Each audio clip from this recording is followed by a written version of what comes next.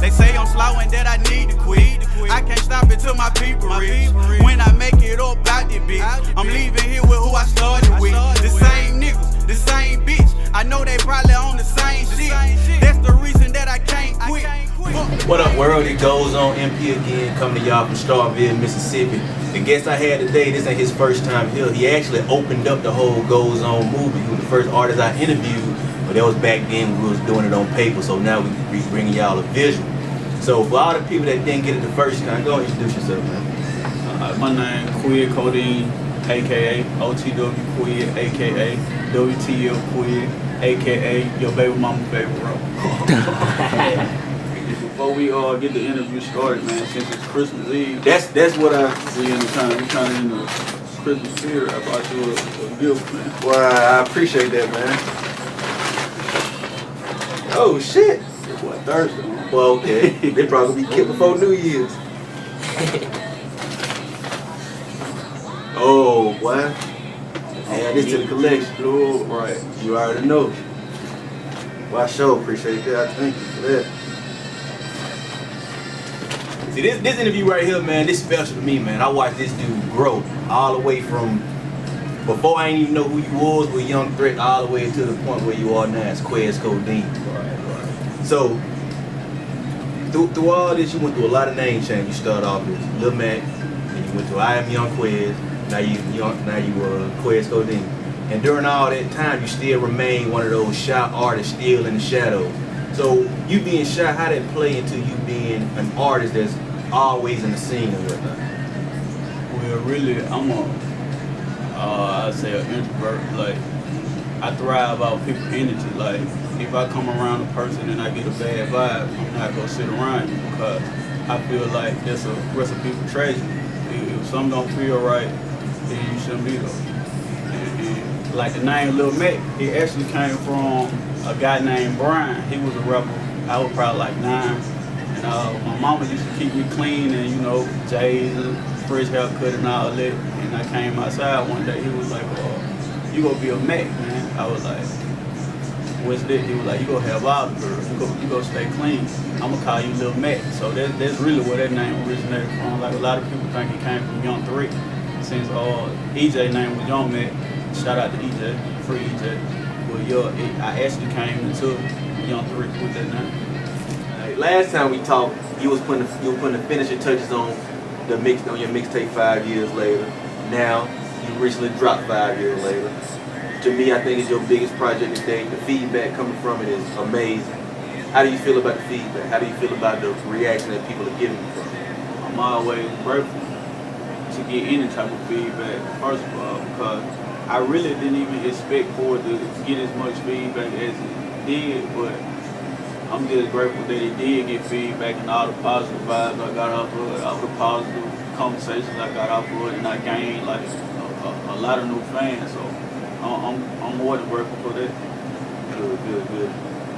And I love the mixtape, dog. You know what I'm saying? Because I can tell that you actually took your time, because we know what all you went to put it together and all that. And what I like the most about it is each song has its own vibe. Nothing is really the same on it, and it just sounds damn good.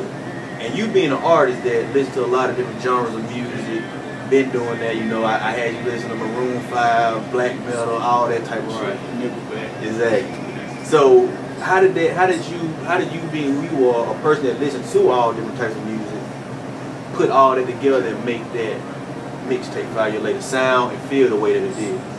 I'm just I'm really just a music person, period. Like, I'm an emotional person, so music do stuff to me emotionally, just like I tend to do to people. You know, like, the way I feel, it ain't a such thing as a garbage song or a garbage rapper, because I feel like everybody got their own lane. You know, it might be some fact rapper, some fiction rapper, but everybody got their own lane, and I feel like you can't really call another rapper garbage. You know, it just, I fuck up. I say we'll push through, and I say that a lot too. I'm like, you call a rapper garbage, but they obviously got fans. There's obviously somebody listening to it. It's always a song for everybody. Yeah. It's like, even some songs that I do now, like, I might not like it, but I send it to a couple of my homeboys, and shit, 3 out of 5 of them gonna like it. 2 of them might be like, nah, that ain't your business. That ain't your best piece of music I don't think you need to put it out. But what's clicking in my head is all I need is 3 people to tell 3 more people. And you know, that's how it troll. That's how news troll. It's a song for everybody. Exactly. And you know a lot about songs. You've been rapping since you was damn near 9.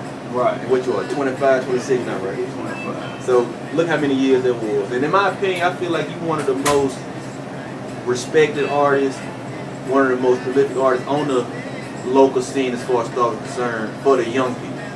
And I don't think you really got your just due this year as far as bringing artists together from different backgrounds, different cities, even different states.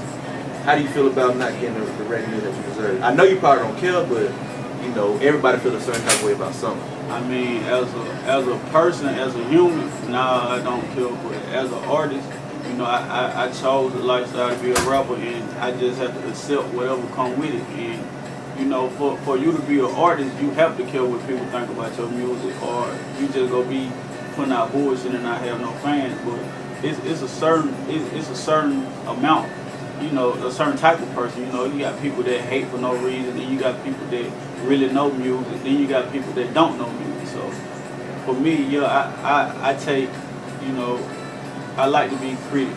I like my music to be criticized. You know, tell me if it's garbage so I can improve on it. I'm doing what the fans want. You know, not to call them fans. You know, cause you already know what I'm gonna say. Yeah, I already know. They my family. I love them. So, I don't care as a human. I don't give a fuck what nobody say about me. But as an artist, I care. And you know, a lot of people, I get asked a lot of times, who's my favorite artist, who's this, who's that, blah, blah, blah, blah. No matter who asking me, no matter what arena we in, I'm always gonna put you in there because you one of the artists. Like I said, I saw you, I seen you grow up, so I can vouch for what you rap for. I know what you say you done did and shit like that. But a lot of people don't know that. Right. And you know, say you start off as Lil Mac. That was a dark period in your life, in my opinion. Right. Then once you hit Young QUEZ, that's when you started to mature a little bit. Now, QUEZ CoDEAN, I think this is you who you are. So explain to the people that transition from Lil Mac to Young QUEZ to QUEZ CoDEAN. Well, Lil Mac, I was just a young knucklehead, you know, a little boy really that didn't have like the proper guidance or the proper discipline. So I got it elsewhere, you know. Wherever mama told me don't go, I went. You know, it just caused me to bump my head a lot. So that's what I rap about, a lot of street shit, a lot of hood shit. And I basically only had like street fans and hood fans. So like, as Young QUEZ, you know, I got older and I started going through more and more shit. Like, I transformed into a young man. Like, I was taking care of mom. Mom was sick for like 3 months. I was like 18. And I was taking care of the home, taking care of the house, taking care of my little brother.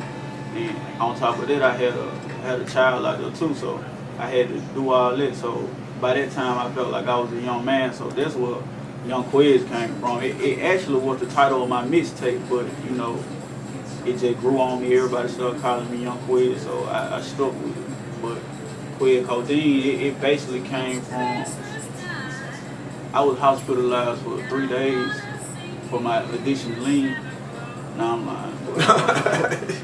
I was on you know, codeine pretty heavy because, you know, marijuana, it's a brain drug to me, and it, you know, if your emotions ain't right, then it kind of triggers you to think, be paranoid and shit, and I don't like the feeling. So I changed to codeine, and you know, codeine it might make other people lazy or sleepy and shit like that, but it make me just chill, like nothing bothers me. So with that, clearly it made you productive too. You got the whole mixtape from it. right. And you know what I'm saying, speaking of the feeling that codeine give you and whatnot, a lot of people probably don't know that you're a shy person. Right. So how do you, but in your music you come off as so confident. So how do you balance that out? I'm an introvert type person. Like I thrive off people energy. Like if I'm surrounded by positive people with positive vibes, it make me feel better.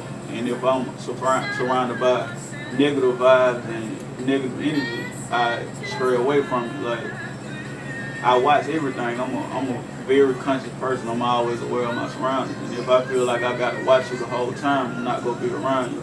So in my music, you know, I'm an emotional person. Like, I've been with my girlfriend for 5 years, and I still don't know how to express my emotion to her. Like, growing up with 3 boys and 2 boys, I'm the third. Well, I'm the second, but my mom had to raise us, and you know, she gave us tough love. It wasn't no hugs every day. It wasn't no I love you, all that shit. Like, I tell my mom I love you, she'd be like, shut up, boy, go sit down, or something like that. She tried to be the mother and father, so I think that played a big part of me not knowing how to express my feelings.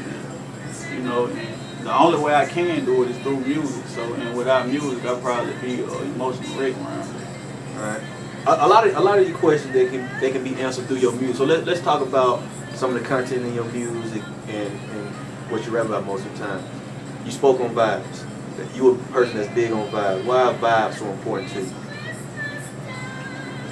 Why vibes so important to me? Really, like, I don't too much speak. Like, if I don't know you, I'm not gonna talk to you. I'm not gonna hold no conversation with you or none of that. I'm gonna watch you until I feel like I learned you. And, you know, a lot of people may come off as a good person, but then they'll end up having some type of motive of why they fucking with you. So I always try to learn people, and like, so if I don't know you, you probably can't get a conversation out of me. But if you can get a conversation out of me, that means your vibe was, you know, you had a good vibe and your energy was right.